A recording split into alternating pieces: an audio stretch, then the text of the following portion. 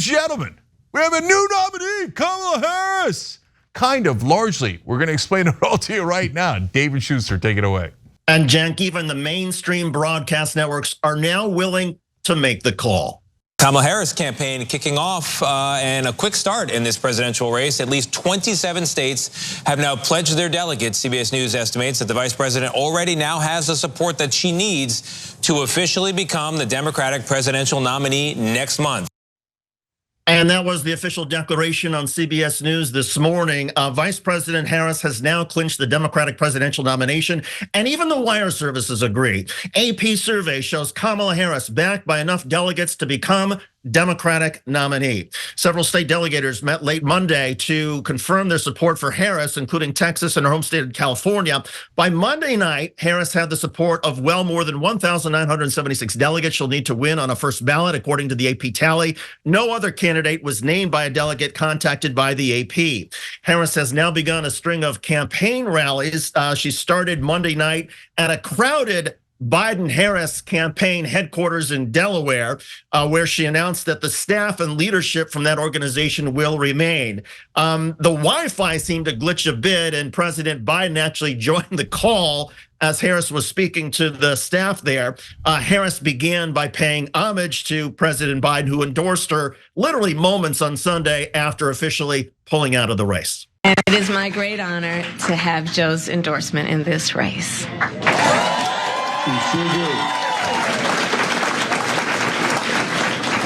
And it is my intention to go out and earn this nomination and to win.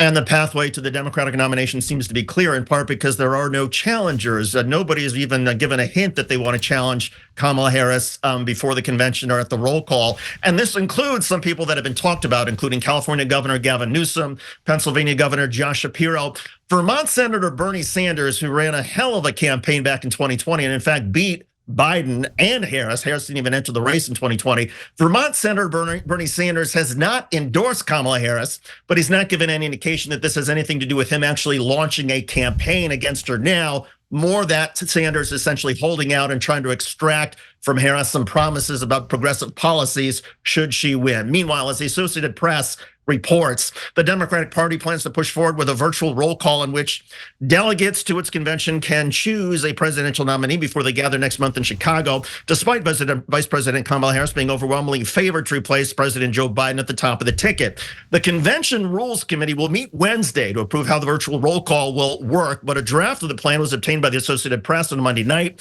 It does not list a date for when virtual voting would begin, but Democratic National Committee Chair Jamie Harrison said the process will be completed by August 7th, or 12 days before the party's convention begins. Technically, the delegates, regardless of their pledges now, can still change right up until that virtual roll call on August the 7th. So in that sense, this is, Cenk, an open roll call, an open convention, but it doesn't really matter since Kamala Harris has already close the deal. She is the presumptive Democratic presidential nominee for 2024. Cenk? Thanks for watching. Our audience has helped build TYT into the media giant it is today.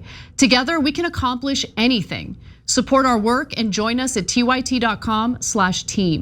That's why I said kind of, and so I want to build upon what David just said. So a lot of our members are writing in, like Dawn the Farmer just wrote in saying, hey, hashtag open convention, and you know that I was very much in favor of that, and I think that's the direction they should have gone. I think that this was a mistake to immediately go with Kamala Harris, not because Kamala Harris is necessarily a bad candidate. Actually, I think that she's done pretty spectacular so far, and in the ways that I'm about to explain, but because I think the process helps to make the party stronger. So it's kind of that she's the nominee because, as David pointed out, those delegates haven't voted yet. It's only official when they vote, and a lot of them are pledged to Kamala Harris, but there's something that the media is not quite filling you in on, and simply because they might not know it. Or have a good enough grasp of it. So I've talked to a lot of delegates because I ran in the primary myself. I know some of the delegates, and what they're saying, first of all, is that is correct. We're going to vote by August 7th, and they told me that several days ago. And But the second thing is that Kamala Harris, this is both good news and bad news, has gone to the state delegations and made quick appearances asking for their votes, which Joe Biden didn't do. And so she's being active.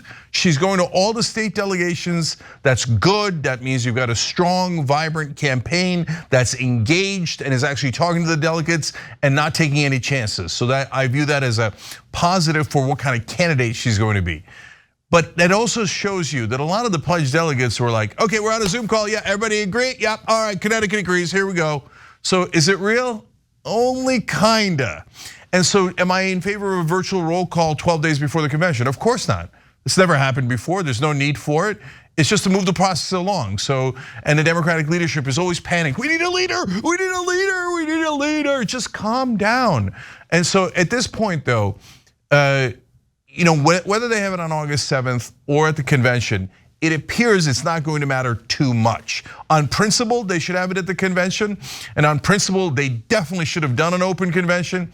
But having said that, look, here are the factors. Number one, she has at least the pledged delegates. Number two, as we're about to get into, she raised about $250 million from grassroots and large donor pledges combined, and that, in this day and age, I hate that puts it away, but for the purposes of the other Democratic candidates who would be intimidated by going up against that money, it kind of puts it away. But that's one of only a couple of factors here, or several factors.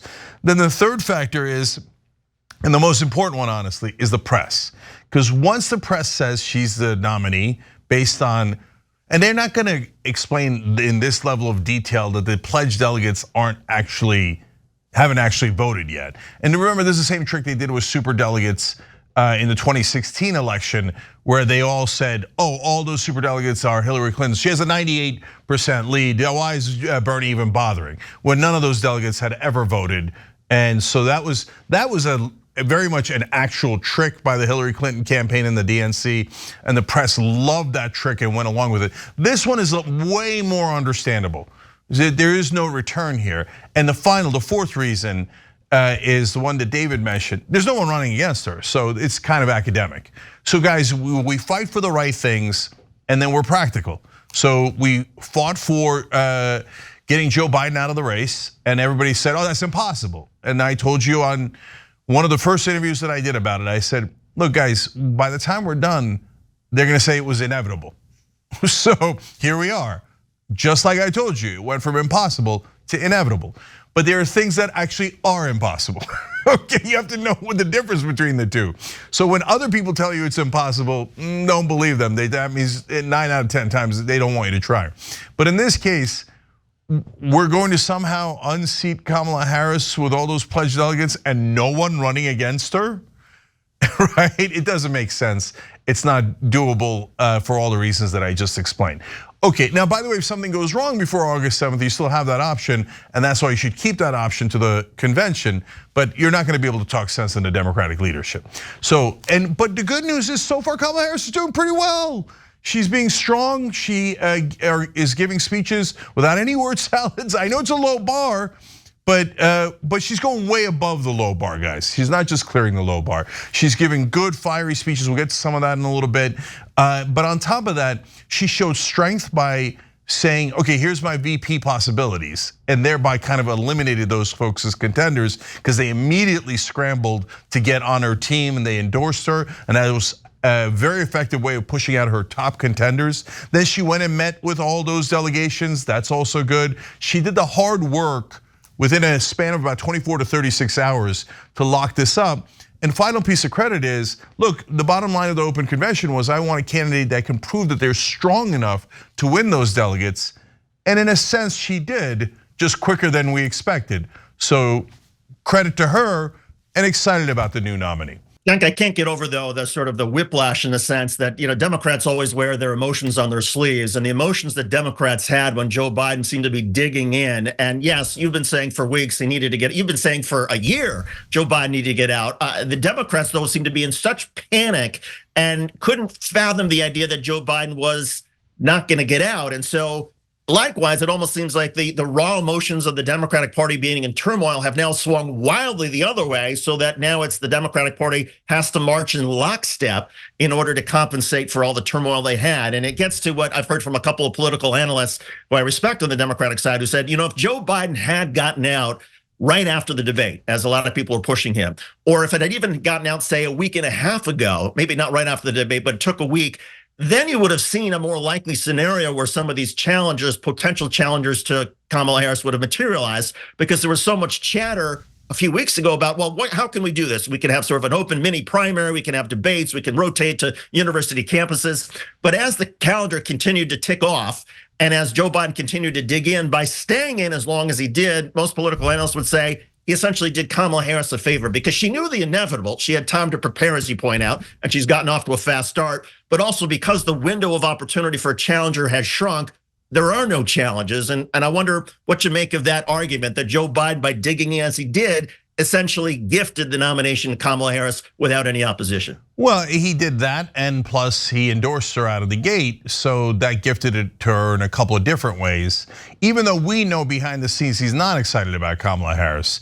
I don't know if he viewed that as like a parting shot at the Democratic Party, like, oh yeah, here you go, Kamala Harris, see how you like that.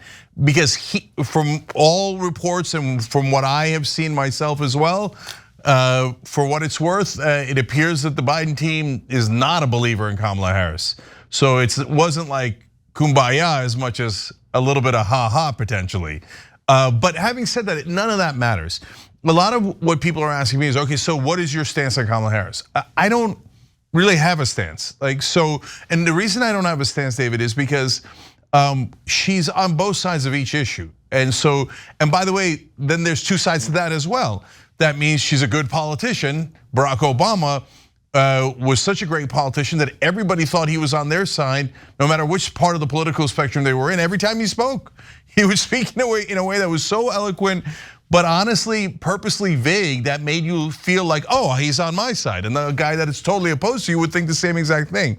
So the reason Kamala Harris is like that is not because she's as great an orator as Barack Obama was, but because she will do things like hold the banks accountable when she's Attorney General, and I go, all right, and get $18 billion back for the citizens of California. That's terrific.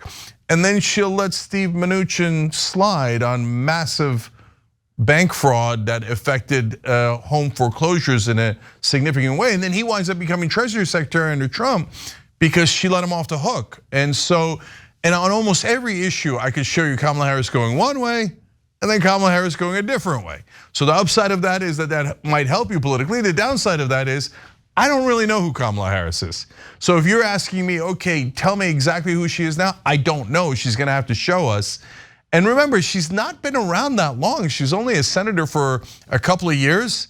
Then she lost the primary pretty badly in 2020, then became vice president, and then didn't do much as vice president. So I think the reason that everybody's constantly asking is, one is understandable, I'm a pundit, people ask, right? But the second reason is because people assume that you're on a side, and that side is already predetermined, irrespective of the facts, right? But in this case, I'm actually looking forward to the facts. Is she a good campaigner? Is she strong? Is she likely to win? That's one side. The other side is, how is she on policy?